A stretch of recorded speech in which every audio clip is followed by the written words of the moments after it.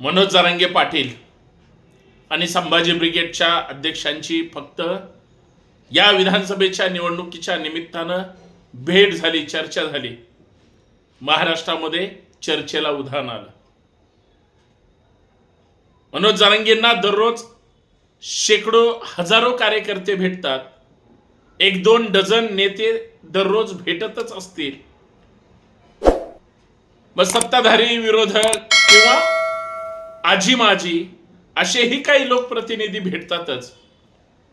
पण संभाजी ब्रिगेड भेटली तर महाराष्ट्राच्या कानाकोपऱ्यात चर्चा सुरू झाली. दोनही वादळच आहेत. मनोज जरांगे नावाचं वादळ आज महाराष्ट्राच्या विधानसभेचं चित्र बदलू शकतं. दुसऱ्या बाजूला प्रामाणिकपणे विचारधारेच्या जीवावर कार्यकर्ते रक्ताचं पाणी करून गेली 30-32 वर्ष ज्या संभाजी ब्रिगेडनं ताकदीनं काम केलं, ज्यांना ओळख नव्हती त्यांना ओळख दिली, ज्यांच्याकडे विचार नव्हते त्यांच्या हातात विचार दिले, मन, मनगट, मस्तक इतकं सशक्त केलं, त्या संभाजी ब्रिगेडकडून लोकांना जास्त अपेक्षा आहे. संभाजी ब्रिगेडनं काल शिवसेनेसोबतची युती तोडली. कारण जर विश्वासघात होत असेल, प्रामाणिक कार्यकर्ते प्रामाणिकपणे तुमची साथ देत असतील आणि जर तुम्हाला गृहीतच धरायचं नसेल तर कार्यकर्त्यांच्या हितासाठी नेत्यांना निर्णय घ्यावाच लागेल.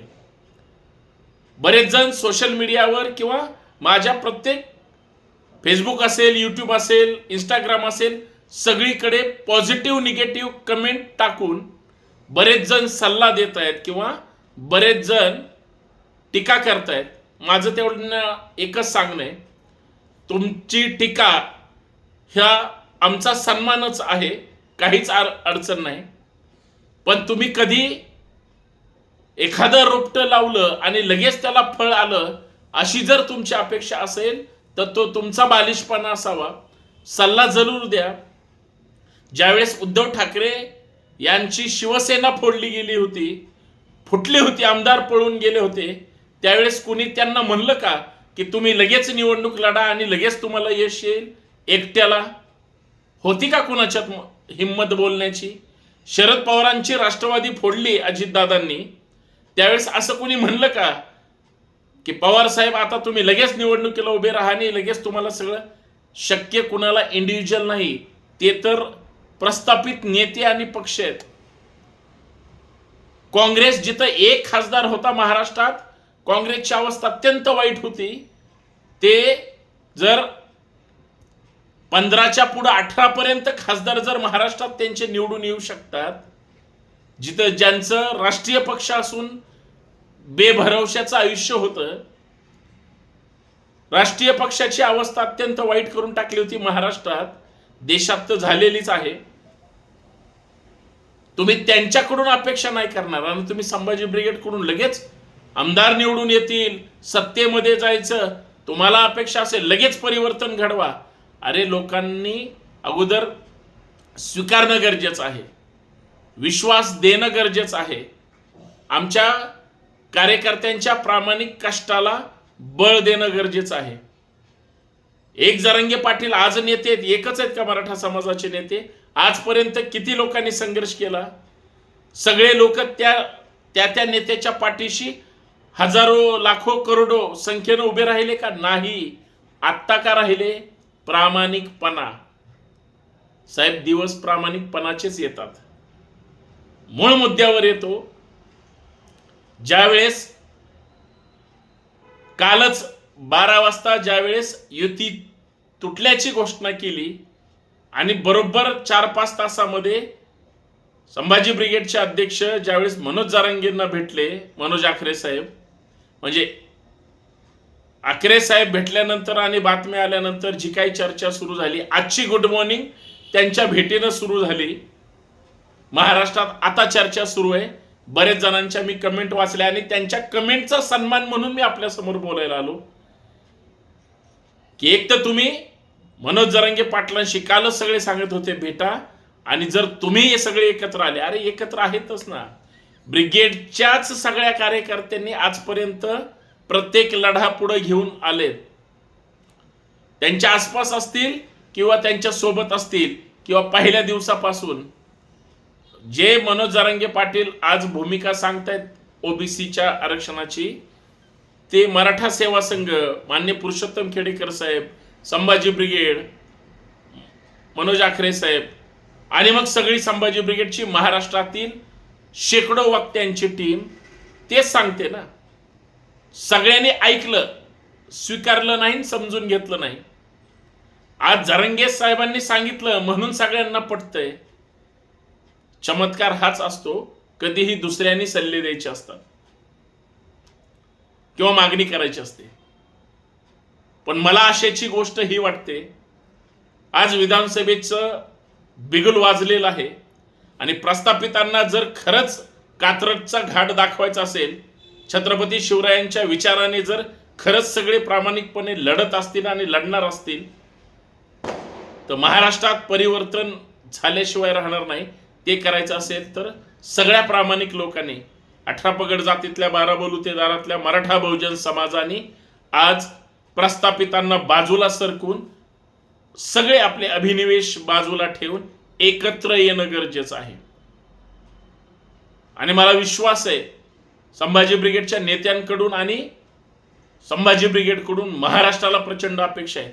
माझ्यासारख्या कार्यकर्त्याला नेत्यांकडून अपेक्षा असू शकतात. आपण तर ग्राउंड लेवलला खाली काम करतो. ज्यावेळेस सत्तेची सूत्र, ज्यावेळेस भांडणाऱ्या, लढणाऱ्या, वैचारिक, केडर बेस आणि सगळ्यात महत्वाचं अभ्यासू लोकांच्या हातात येणार नाही, तोपर्यंत राजकारणाचं बाजारीकरण होईल, तोपर्यंत वेळ सुद्धा निघून गेलेली असेल. सध्या राजकारणामध्ये ह्या पक्षात नाही जमलं तर त्या पक्षात जातो, नेत्याचं किंवा कार्यकर्त्याचं नाही जमलं तर तिकडे जातो, किंवा इकडली हवा निघून गेली असेल तर तिकडे जातो. मग तिकडे 2-5 वर्ष राहतो, परत इकडे येतो किंवा अजून दुसरीकडे जातो. पद ह्याच घराण्याशी निगडीत आहेत. म्हणजे बाटली सुद्धा तीच आहे, दारू सुद्धा तीच आहे, फक्त लेबल बदललं जात आहे.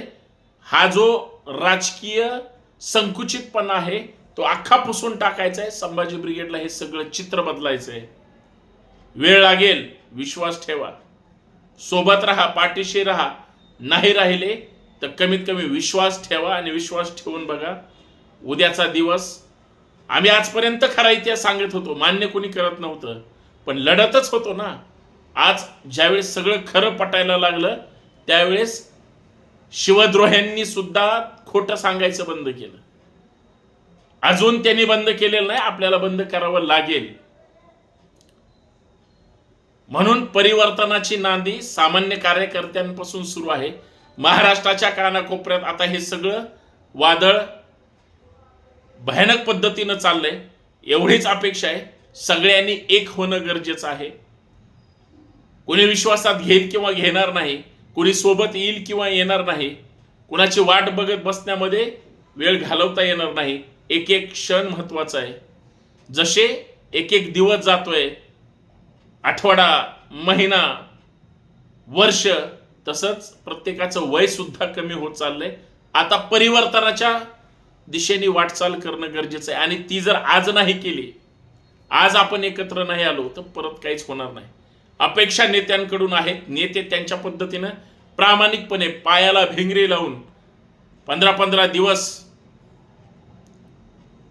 घरदार सोडून, मुलांबाळांपासून दूर राहून फक्त महाराष्ट्राच्या कल्याणासाठी, कार्यकर्त्यांच्या पुढच्या भवितव्यासाठी आणि महाराष्ट्राच्या हितासाठी जर झटत असतील तर आता जेवढे जुने कार्यकर्ते असतील, आजपर्यंत चळवळीमध्ये काम केलेले, पुरोगामी विचाराशी निगडीत असतील किंवा संभाजी ब्रिगेडचे कार्यकर्ते असतील, संभाजी ब्रिगेडच्या विचाराशी निगडीत असतील, आपल्या नेतृत्वावर परत आपल्याला सगळ्यांना विश्वास ठेवून परत एकदा आपली संख्या वाढवावी लागेल. परत एकदा सगळ्यांना एकत्र यावं लागेल.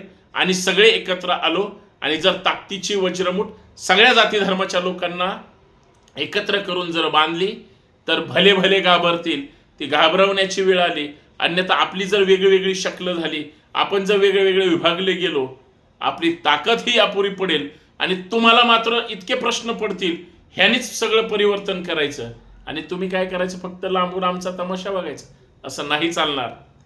म्हणून म्हणतोय, एकत्र येऊया, एकत्र बसूया, एकत्र चर्चा करूया, नेतृत्वावर विश्वास ठेवूया, नेतृत्वाला इतकं बळ देऊया की महाराष्ट्रात परिवर्तन घडवूया आणि त्याच मंत्रालयावर आपल्याच विचाराचा भगवा, आपलाच दांडा घेऊन आपल्याला तिथं झेंडा फडकवल्याशिवाय राहायचं नाही, एवढीच अपेक्षा आहे. उगाच नाही देश की ब्रिगेड संभाजी ब्रिगेड म्हणत, कारण तुमचं आमचं नातं हे विचारांचं आहे. तुमचं आमचं नातं काय, तर जय जिजाऊ जय शिवराय म्हणून हा विचारांचा गाडा पुढे घेऊन जायचा आहे. तो पुढे घेऊन जाण्यासाठी सोबत राहा, एकत्र येऊया आणि विचाराचं वादळ या महाराष्ट्रात परत एकदा निर्माण करूया. धन्यवाद. जय जिजाऊ जय शिवराय.